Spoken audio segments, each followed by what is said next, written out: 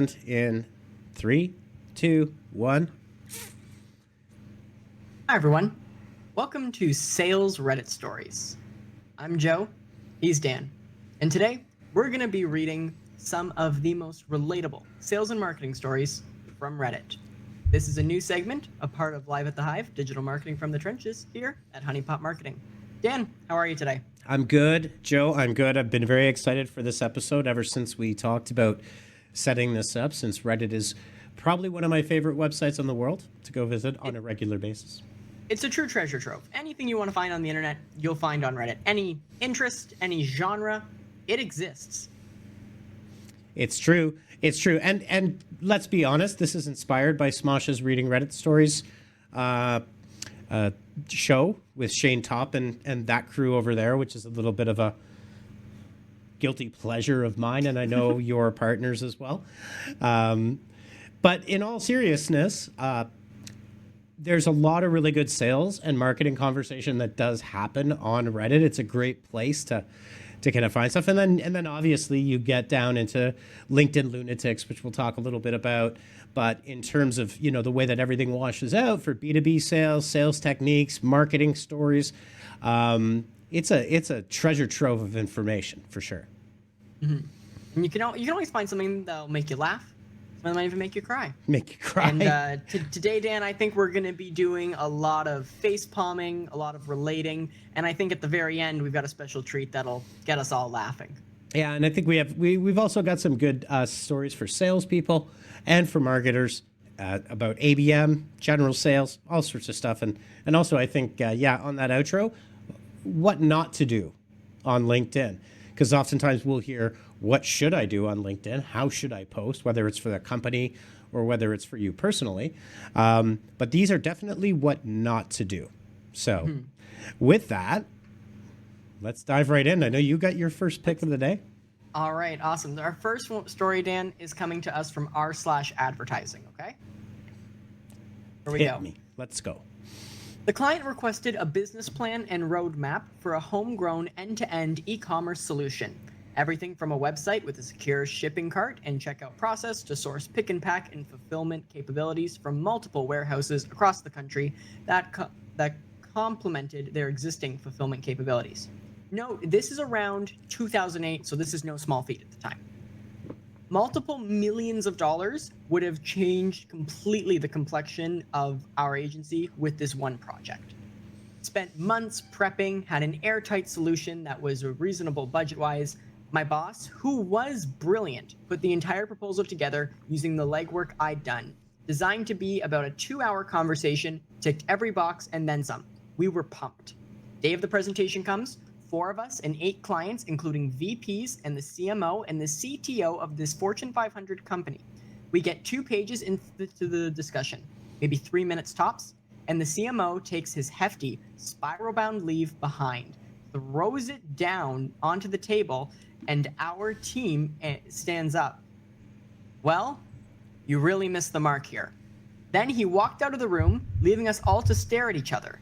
Later that day, he made a call to our president requesting that my boss, who I will repeat to this day, one of the most brilliant minds I've ever worked with, never be allowed to work on his account again. We found out after the fact that somewhere between the original ask and the meeting, he decided, and told nobody else, that he really wanted was a turnkey storefront where they just sell the product at wholesale and the vendor takes everything from there. Worst meeting ever. So much to unpack in that. So much to unpack. So much. Well, first things first. In 2008, I was barely 10. So, Dan, you were in the marketing world at 2008, so you can speak a bit more to the landscape in e-commerce at this time. What are you trying to say? I'm saying that you have more experience and that you were doing this in 2008. That's nice. You, in a roundabout way, you're saying I'm old, which is totally fair, and that's okay. Yeah, in 2008, this was no laughing matter, right? Shopify didn't exist. None of these easy SaaS platforms. In fact, the cloud didn't even really exist at that time either. So, you know, you're looking at a huge tech lift, really, is what it comes down to. So yeah, it's definitely not what it is today, 100%. But I think there's quite a few stories. I mean, what are you getting out of this one? What are your thoughts on it for first and foremost? My first thought is that, like, while never to this caliber, I understand this situation where the client makes an ask, you prepare for that ask, you go in, and the client's like, this is not at all what I was asking. And so I just think from an account management standpoint, first, is just it's so important to get aligned and ask the questions. Yeah. Even if, and I see this is probably the most common example, a client will come and say, I need SEO, I want SEO. Ask about their goals, ask about what they're looking for, and ask what their current understanding is. Because a lot of people in small businesses, SEO has been thrown around a lot, and it's something that they're told that they need or they think they fully understand. And it's okay if they don't fully understand, or even if they have the understanding wrong. That's what the marketing team is there for. But a lot of the times, in my experience, I've had a lot of people come to me saying, I need SEO, and what they're really looking for is silver bullet inbound leads, which is a whole other conversation, but they're not looking for the same thing that they're telling you. Yeah, 100%. I mean, the takeaway that I get from this story is, number one, if you're dealing with a Fortune 500, expect that the people that you're dealing with are corporate people. Like, that is what they are. Their job is to work within a large organization. So it has a completely different dynamic than mid-market and small business. That's kind of thing number one. Then thing number two I'm getting out of this is, and the mistake on Jump Driver, who's the OP or the original poster of this, whoever it was, where they dropped the ball on this was going 2 months or several months prepping without actually circling back and making sure that you're keeping in touch with that person. Mm-hmm. They changed their mind. I can take it from the client standpoint, right? To say it's not my job to update all of the vendors.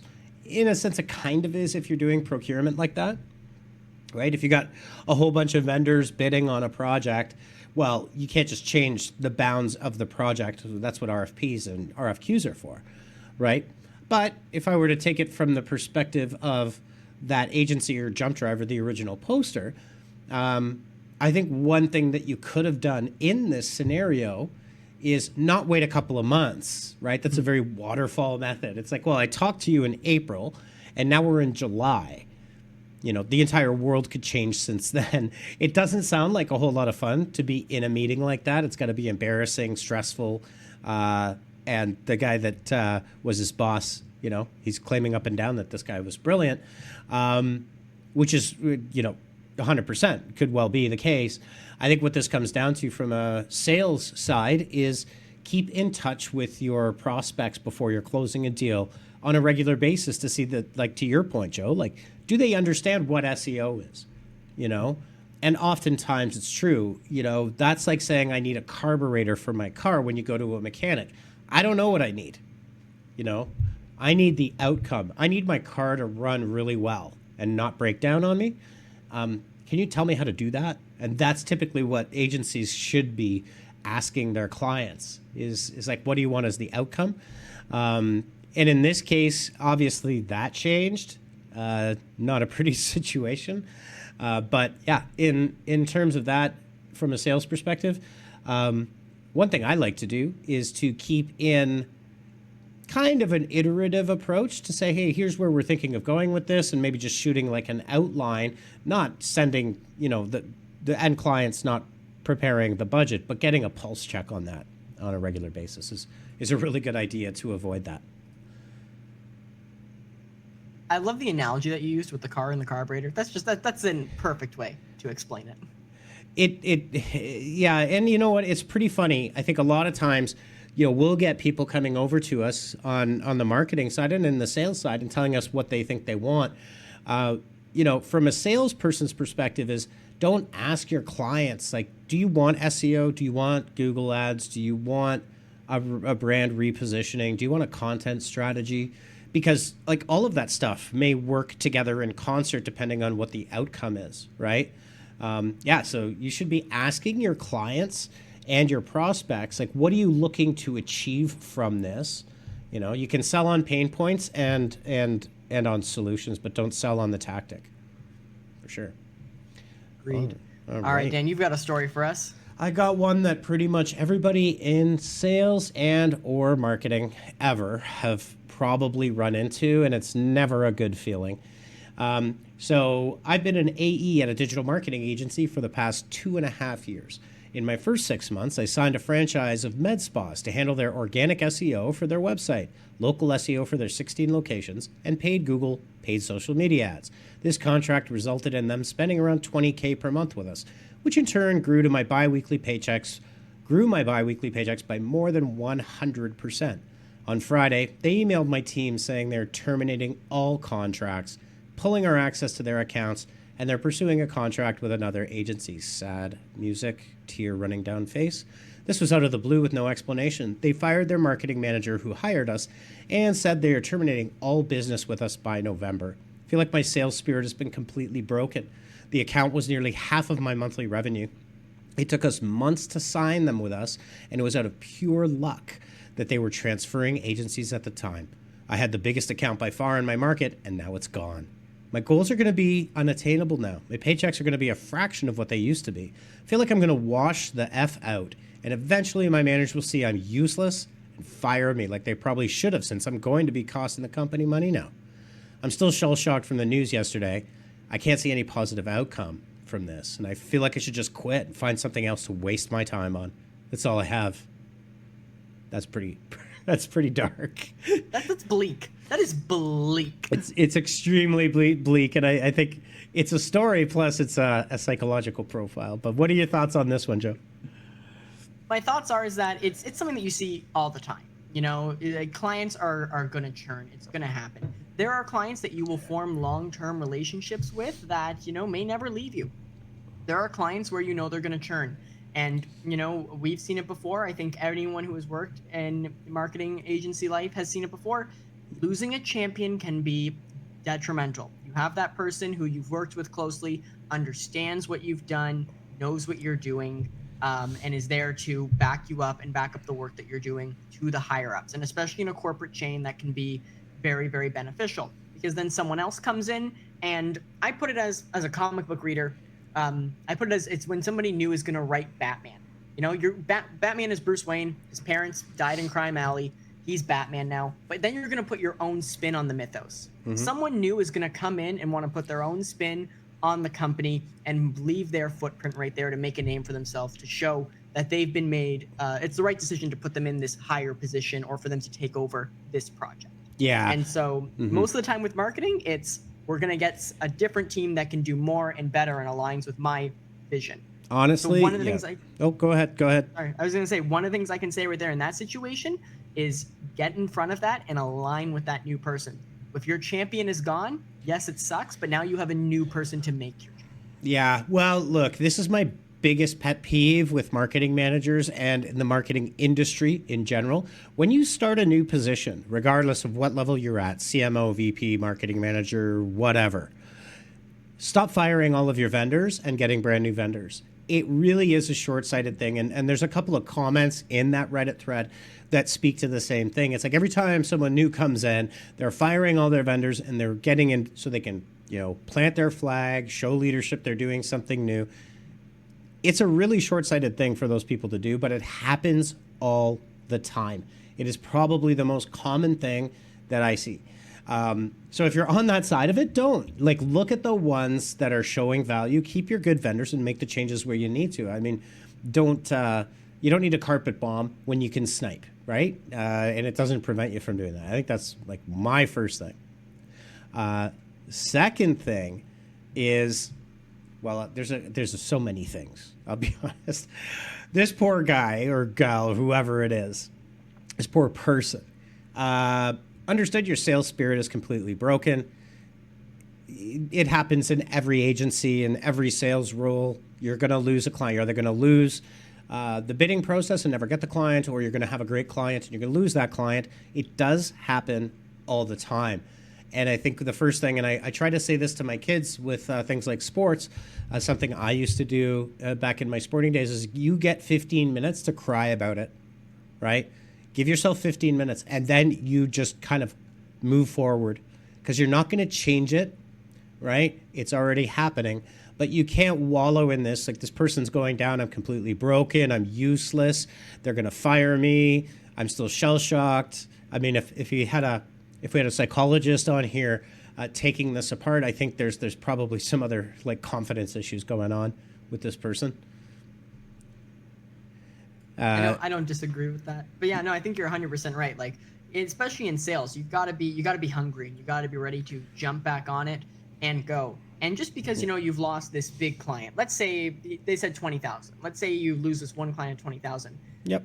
That doesn't mean you can't get another $20,000 client. But if your issue is that's a big client, it takes so long to close, then focus on 10 $2,000 or 5 $4,000. Yeah, that's good advice. That's something I always kind of run through in my brain is the kind of if this then that, right? Like if something's going to happen here, what's going to happen there?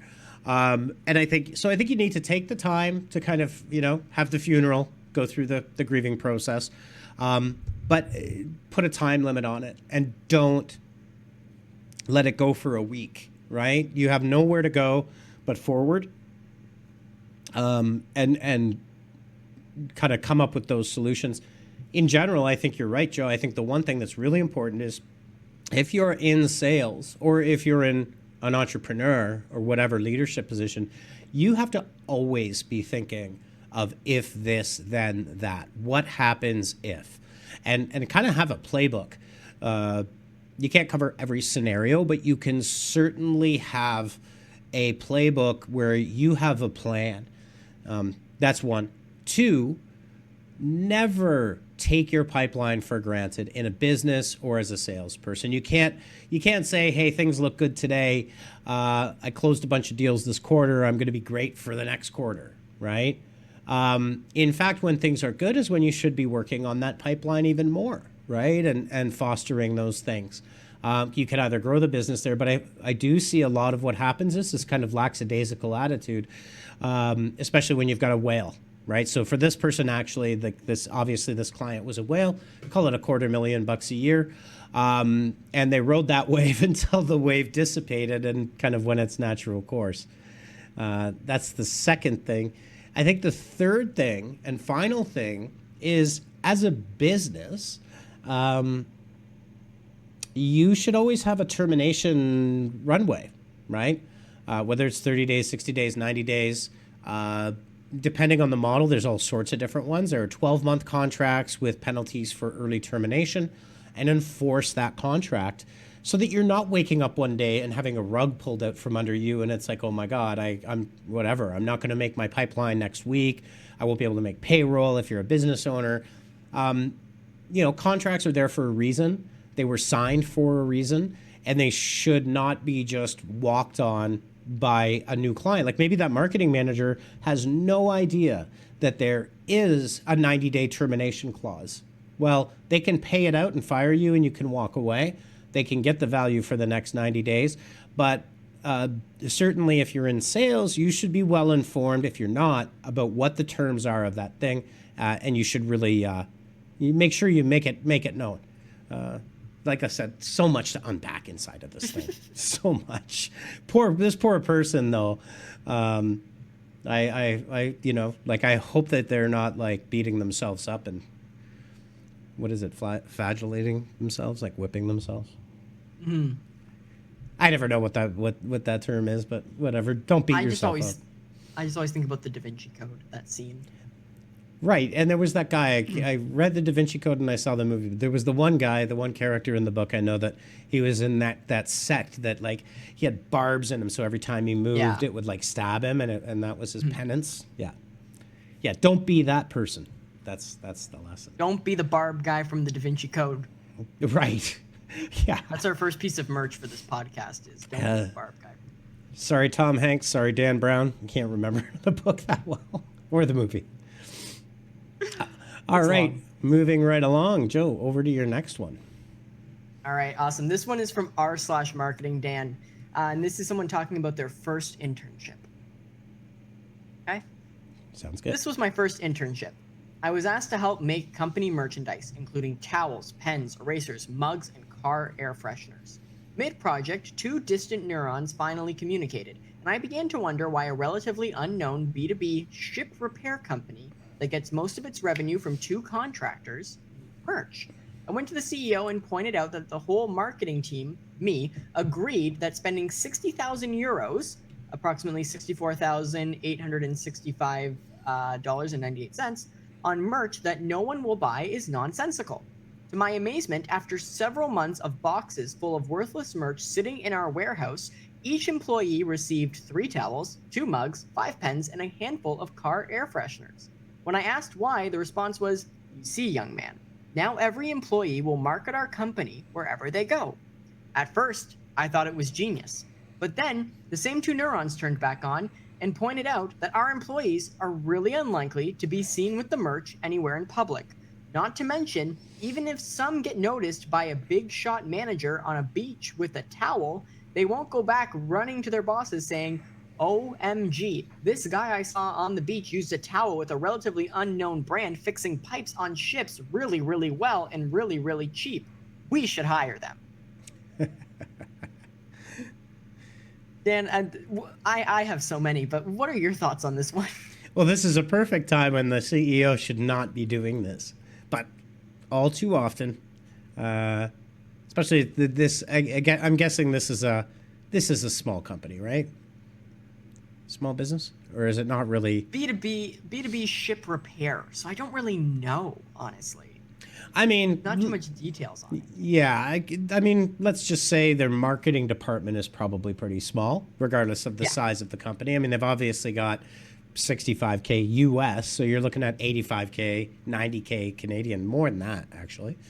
Yeah, more like 90. Is a especially the you see young man kind of quote. It sure seems like that CEO was stepping outside of his lane a little bit and trying to be the smartest guy in the room, and then saving face. He's probably a good talker, but yeah, that's a great example of probably the intern is the only person in the marketing department. I've never seen that before. Have you? Never. The intern is the only one in the marketing department? I was that intern who was Yeah. the only one in the marketing department when I finished college, my first job. Right. So it does happen, and the CEO wants to be the smartest guy in the room. Happens all the time. Yeah, that's my initial take on it. That I think is the landscape. How about you? I think my initial take is it goes back, I think, a few episodes to when we talked about Google Business Profiles, which is know your audience, know what they're looking for, and know what is the best way to appeal to your audience. In that episode, we talked about how if you're a small and local business, if you're doing one thing, it's use Google Business Profile for that visibility. Just like this right here, it's knowing your audience. How are people going to see you? How are they going to know you? How are they going to get the word out? Seems like this is a pretty specific B2B operation with specific targets and decision makers you need to reach. Sounds to me a lot more like account-based marketing is going to be way more effective here than merchandise. Now, it's cool to have merchandise. I've seen lots of B2B companies have merchandise on their on their websites, or it's just something that they hand out at a meeting or something like that. Mm-hmm. Seen that before, and maybe you make a little bit in passive revenue, or it's a really great thing for brand awareness to have. No argument there. But if you think that is what's going to take your business to the next step and elevate it, when like the intern points out, nobody is going to see this, and even if they do, they're going to be on vacation and they're not going to get the information they need from seeing your logo on a towel. Yeah. This is a product or service that requires education. Yeah, for sure. And I mean, it screams you need ABM. Most of the revenue comes from 2 clients. So there's probably 2 more clients out there that would double the revenue of this business. With 60 grand, we'll call it 90 grand because it sounds better and it's Canadian. If you were going to do that, well, you would then have $45,000 to wine, dine, schmooze, send custom tools or whatever the heck it is that they do. You could find something and do, and that's the whole point of ABM, right? Is like get rid of the merch, get rid of the towels, like because you only have a small number of tiara clients and real key targets that you want to go after, even if they're in the hundreds, and if you're a bigger organization, even if they're in the thousands. If this guy has 2, I mean, think of the things that they could do. Right? They could send custom tools over to their prospective clients. They could offer a $45,000 discount for the first 12 months. I mean, there you go. That certainly is a door opener in terms of loyalty in those types of spaces. But I think it also comes down to a really important point on this one is the intern is obviously too junior to kind of stand up to the CEO of the company. I don't think the power dynamic could be any further across the spectrum than that, right? You've got what is probably a young intern in school or fresh out of school talking directly to the CEO. So like there's no intimidation there, right?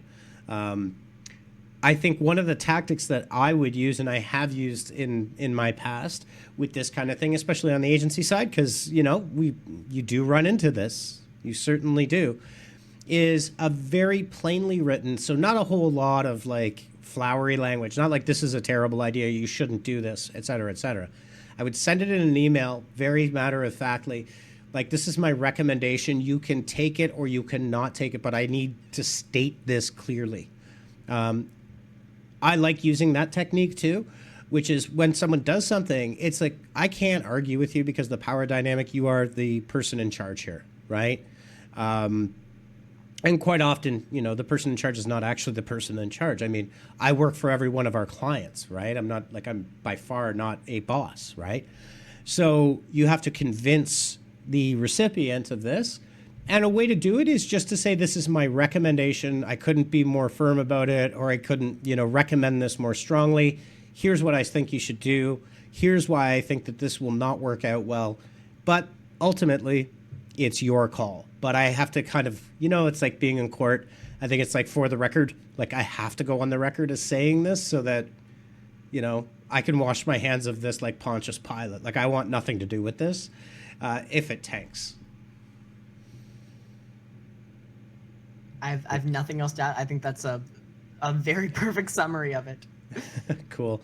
Yeah, and I mean, I really do think like when and this really does relate to account-based marketing and to sales, is oftentimes, people talk about merch and they talk about promo stuff, and it's always pens and Post-it notes. And I mean, you go to a conference, right? You're gonna get a whole bag of the same stuff, right? Branded stress ball. Yeah, exactly. The branded stress ball, the calculator, the coffee mug, USB, terribly underpowered USB drive, like 3 gigabytes or 2 gigabytes or something. The drill. The reality is that merchandise, like free promo stuff, can work, but you got to really think about it. And please, God, don't give people Post-it notes and pens. Although people do love pens, at least get nice pens, right? Like get something that's memorable in those things, and really tailor it in ABM.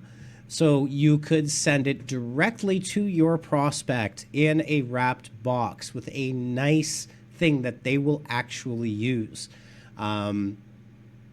It's a way that you can kind of contend with that. So, alrighty, moving right along. You've got another story for us, Dan? I've got, I think this is our final story, actually. Final story. Final story of the day. We're trying to, last time we said we were going to do a half an hour and we ended up doing an hour. So, we don't want to necessarily do that. Let's see here. Okay, so this one is on the sales side.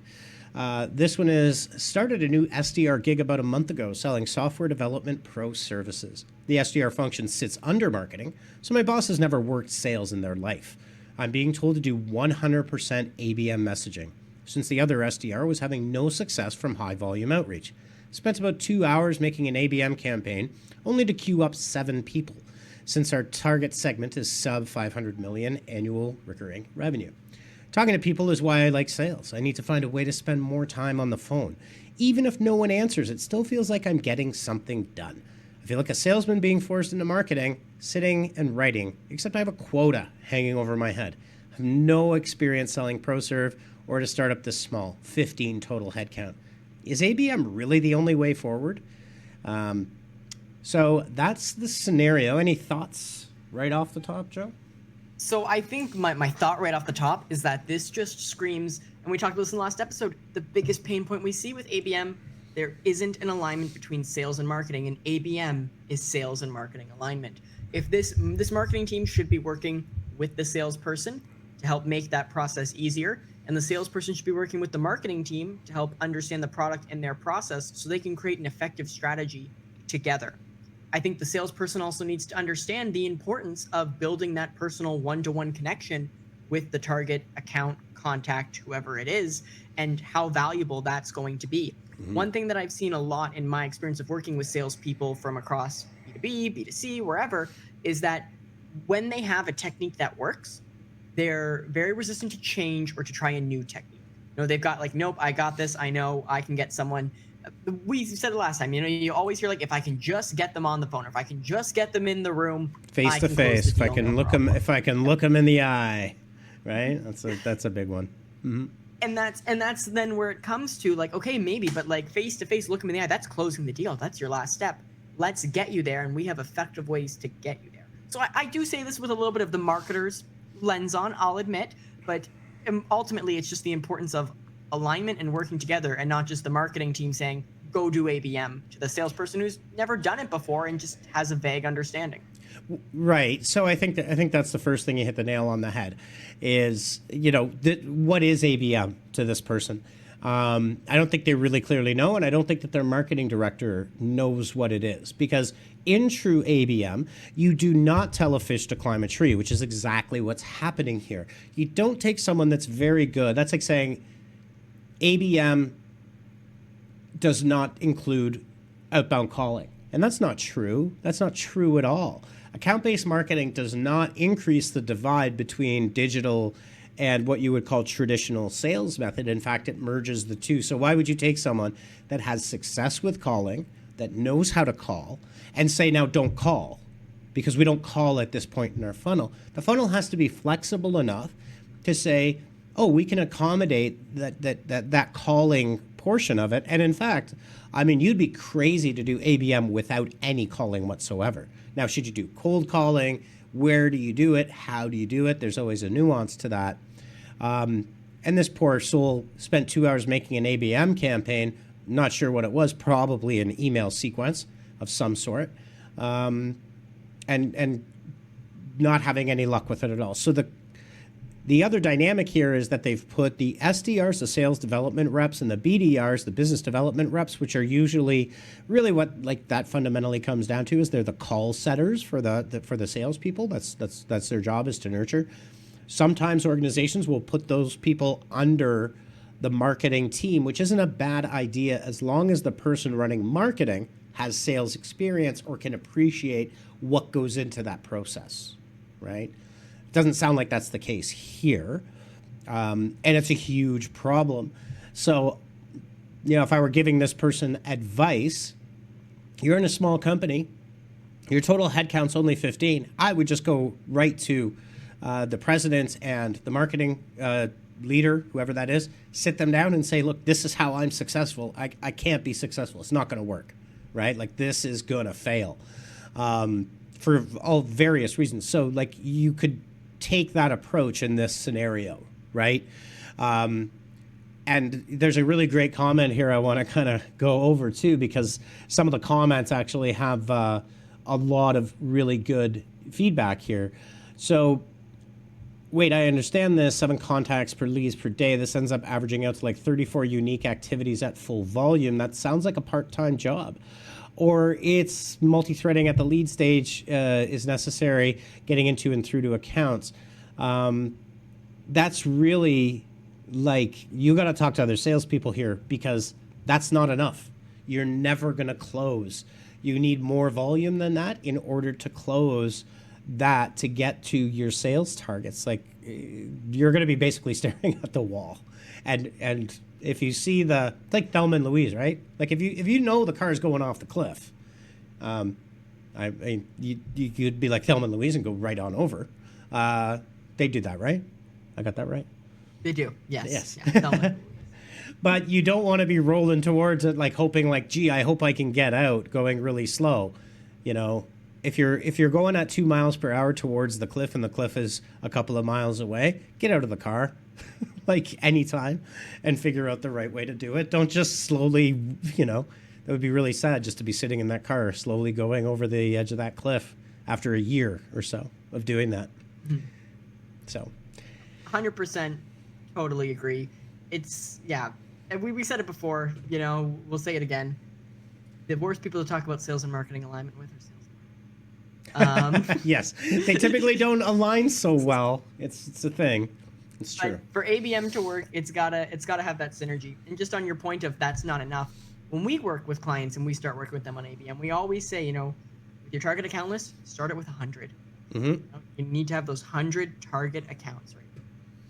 Yeah, and I mean, a couple of things. One, we come at it, and I hate that it's called account-based marketing because it's sales and marketing alignment is what it is, right? So sometimes we meet sales teams and there's some resistance to working on this. Like, oh, you wouldn't know, it is a significant boulder to roll up a hill if it's not phrased and introduced properly, in the sense that we are aligning with the best activities that sales does. So whatever's working for you right now, we want to know what that is, and then we're going to enhance it. We're going to make it better because we're going to take what's working, integrate it into a full flow for the stuff that we know works, and everything's going to get stronger, but it's going to follow what you're doing right now. So yeah, the sales and the marketing alignment, super duper important in terms of how this whole process works.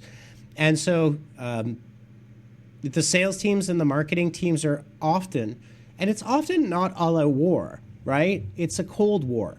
It's a war of inertia. It's a war of lack of response. It's a war of lack of engagement. It's a war of a lack of communication.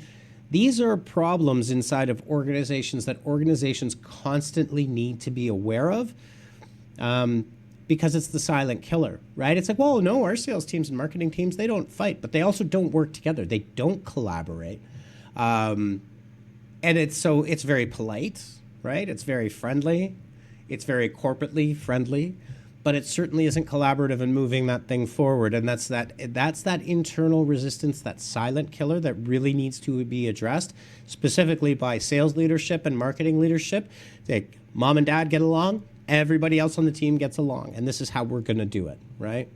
So that's all I have to say. Sum it up, that. If ABM is rolling a boulder up a hill, don't be Sisyphus. I think that's the second Sisyphus reference you've had this week. Or was that last week? Last 2 weeks. Last 2 weeks. Last week was the first one. Okay, I've gone about 25 years without a real Sisyphus reference. Just for anyone that is unsure about who Sisyphus is, Joe?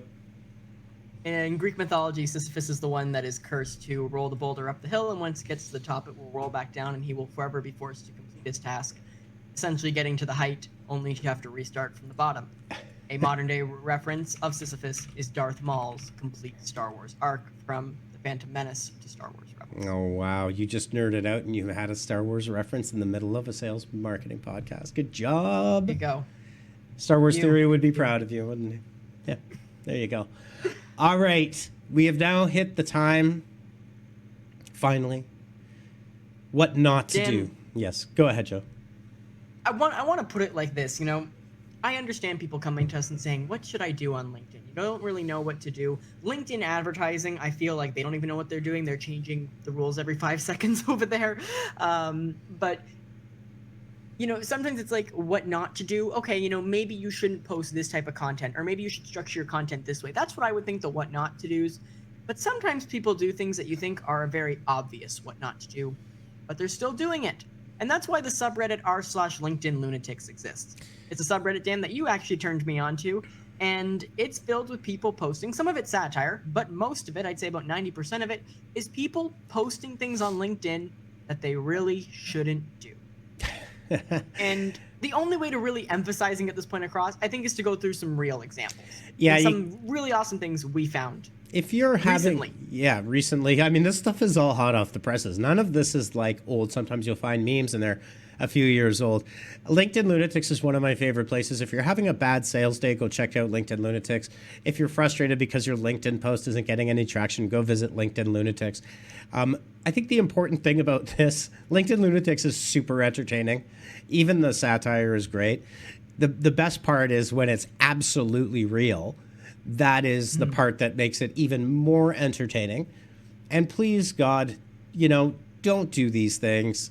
In the quest for LinkedIn engagement, people are willing to go to great lengths to do very, very Well,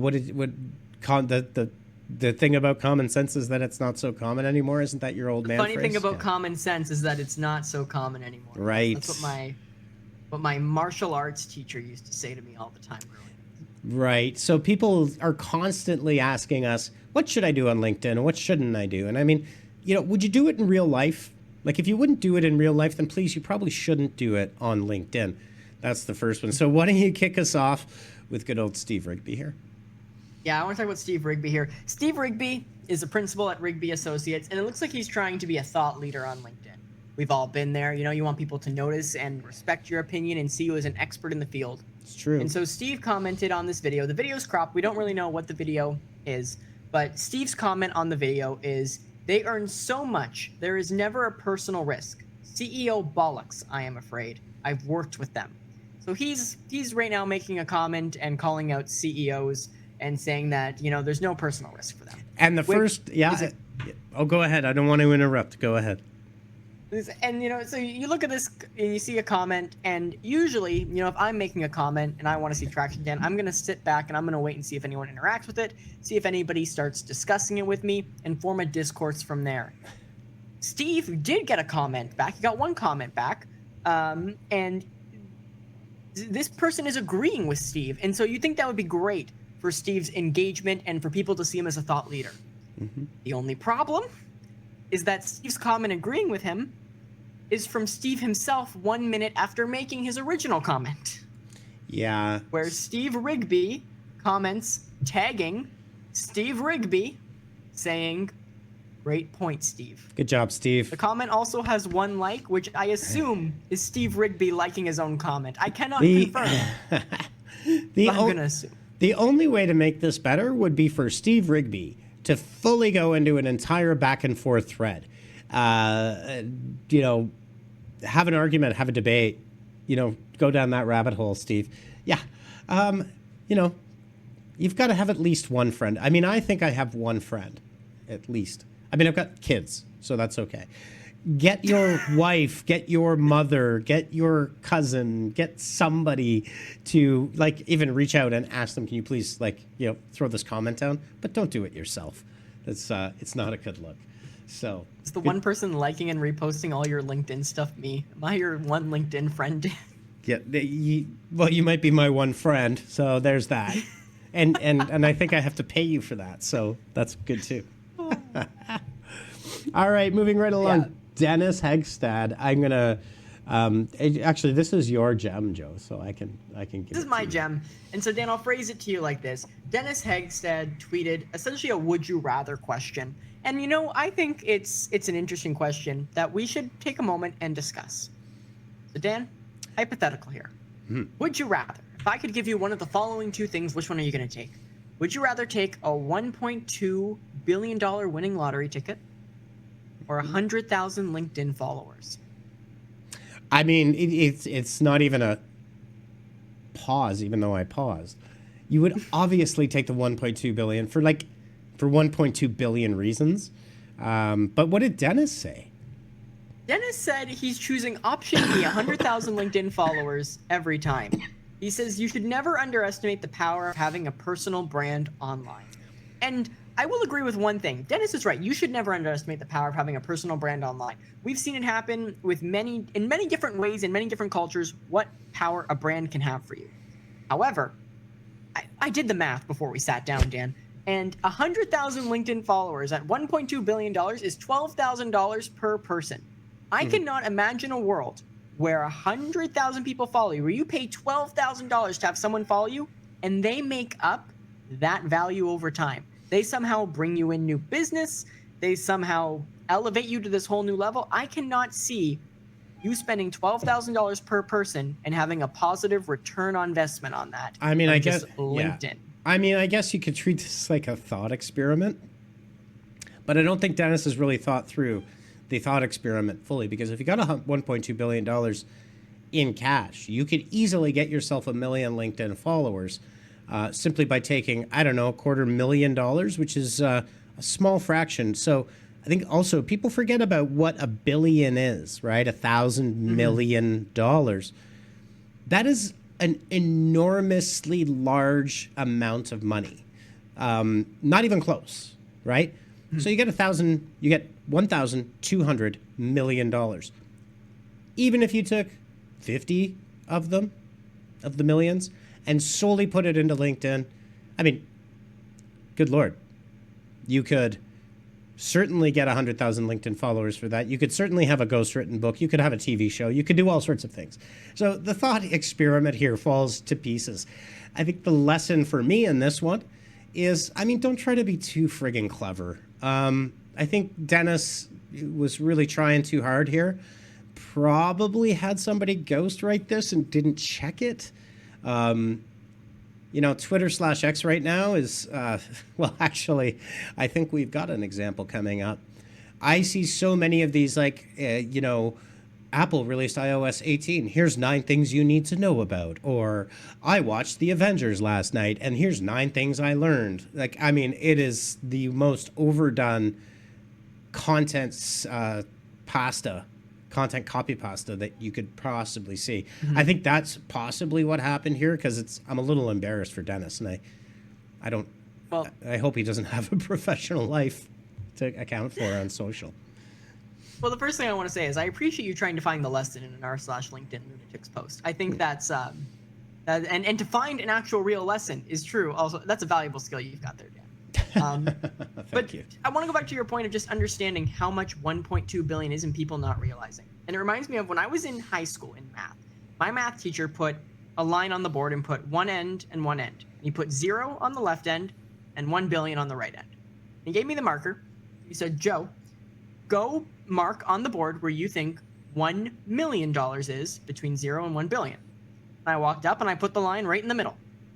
Made sense to me, you know, grade 9 math. I'm like, yeah, it's right in the middle. And then we went through it. And where it actually stands is that it is very, very close, like a centimeter, maybe 2 centimeters away from 0 on this line is where he put the mark for 1 million. Because 0 to 1 million is a lot already. Yeah. But then you have to redo that 1,000 times. And that's how you get to a billion. A billion. Yeah. A billion is so much. It's like, yeah, it would be like, but like here's the thing. Yeah, I love my job. If I had $1.2 billion, Dan, I'm sorry, I'm not coming into work tomorrow. I don't blame you. And I don't think I would. I would tell you I won $1 billion. I'll see you in, like, I don't know, a month, whatever happens. I don't really care. I think that's pretty normal. Yeah, I think on the math side of it, you know, and that's the interesting thing when you see influencers talking, whether it's on YouTube, on LinkedIn, on Twitter, on wherever it is. And you know, even if you say, like, I'm a millionaire, because you have a business, you're not a millionaire. Otherwise, I'd be a millionaire, and I'm not a millionaire. But if you have a legitimate millionaire comparing themselves to Elon Musk or Jeffrey Bezos or anybody that's on the billionaires list, right? It's not even a valid comparison. The two are just so wildly off in terms of economies of scale and exponential growth. So yeah, I think beyond that, I think the takeaway is stop trying to be too clever, right? And beat this one to death. All right, moving on to our next one here. This is a good one. Again, please stop trying to farm engagement on LinkedIn. This is definitely something you should not do. And it was Business Insider, right? Like this guy. So Business Insider, not one of my favorite publications. I think that they do a lot of just like anything for the click. But here's the quote. My divorce was the worst job I ever had. Make no mistake. It was an unpaid job with unreasonable hours. So I decided, like any job I've had, to put my divorce in my LinkedIn resume, says Carl Dunn. Good job, Carl. Can I say something that might just be a hot take that I want to preface? I have no pre-information. I'm making an assumption here. Okay. This guy got divorced because he was married to his job and not his wife. Either that or he was really bad at creating content to try to like farm content. One of the two. One of the two. Either way, I'm happy for his ex-wife. Yeah. Congratulations. You did a good job. I don't even know what to say. You know, like, yes, we talk about being witty. We talk about, you know, be creative, be witty, be funny.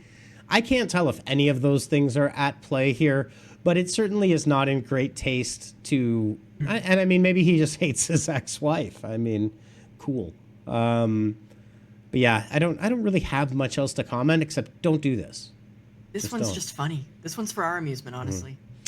Yes, this is for our amusement. And we're going down the route. Oh, sorry, were you going to say something there?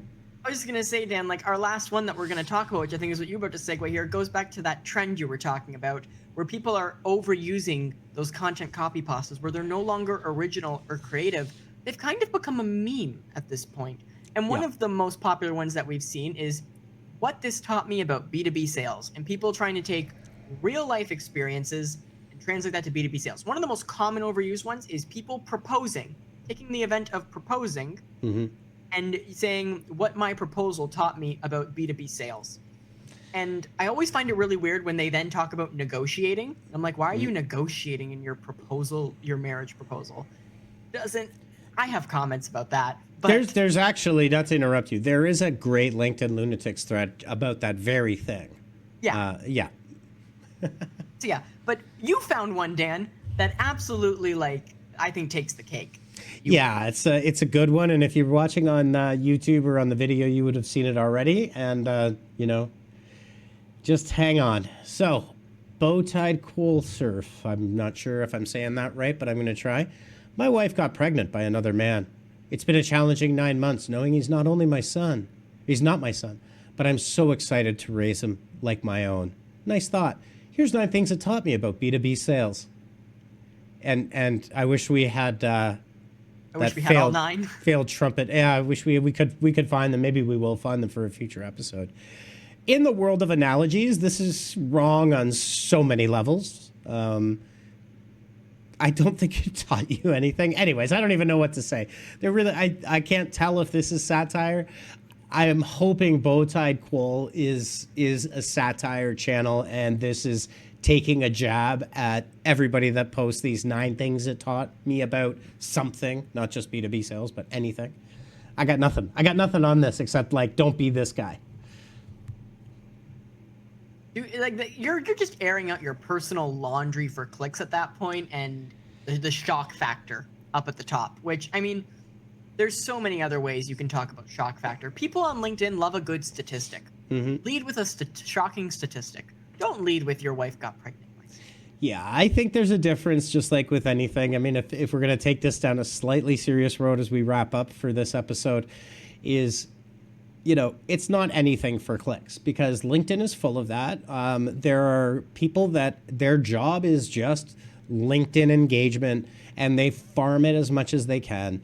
And the tropes are tired. Well, the content has become a trope, right? A content has become a meme because they've used it, reused it, they've squeezed that lemon a million times, and they just keep doing the same thing. That is not someone to follow. Not at all. I think what you need to do is you actually need to find your own voice and provide value to the people that you are intending to be valuable to. And that can be a really small group. It doesn't matter. It doesn't have to be millions of people.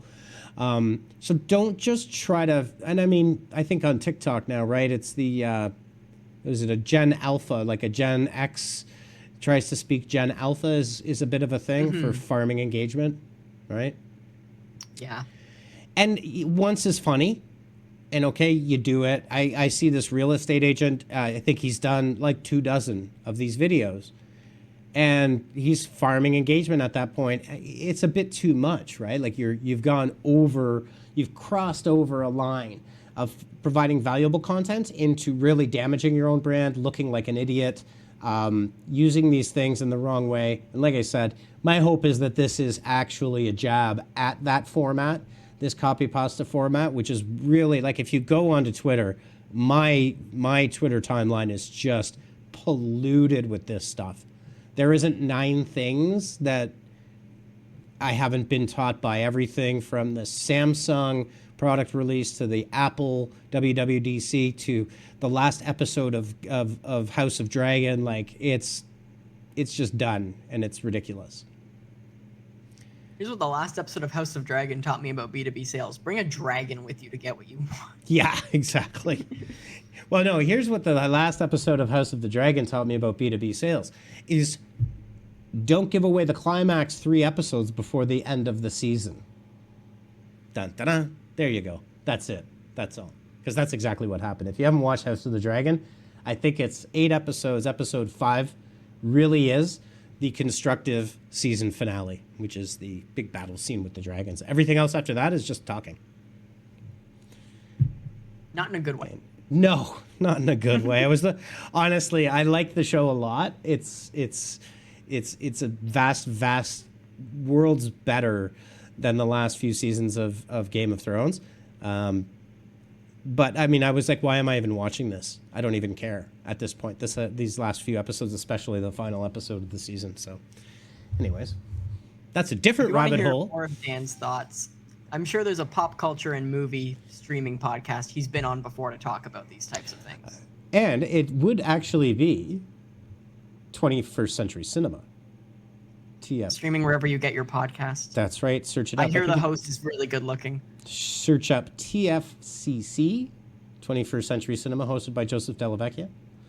And you can hit up the #1 most streamed episode ever of TFCC.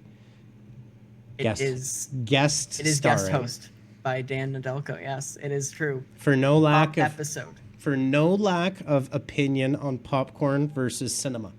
Popcorn film versus cinema. So, anyhow, with that, I think we can do a graceful exit. We said we were going to do 25 minutes. We are now at pretty much an hour again. So yeah, but if you're here and you're listening, that means you like it. That's right. We found our people. They're okay listening to us blab when we say, hey, we're going to go for 25 minutes and we go for an hour. Dan, I think you have the same experience as I do, where my wife, I say I'm going to blab for 25 minutes. At 26 minutes, she's like, can we go? People are here and they're staying for it. I think we're on the right track. If you think for 1 second I'm inserting myself in a conversation between you and your wife on a recorded podcast that will live on the internet, you got to be insane. Katie's right. Saying, you're a talker like me. I'm assuming you've had a similar experience. Oh, I have. My wife just zones out. She just zones out. Like I've watched. She's learned. I've watched Star Wars Episode 4: A New Hope well over 175 times in the almost 20 years we've been together. Every time I turn it on, it's as if she's never seen it before. She is so good at she legitimately does not watch it, but it looks like she is watching it, but she's not. She's not absorbing it. So that is a special superpower of hers and hers alone. All right. No, if you're still here, no, that's fantastic and that's great.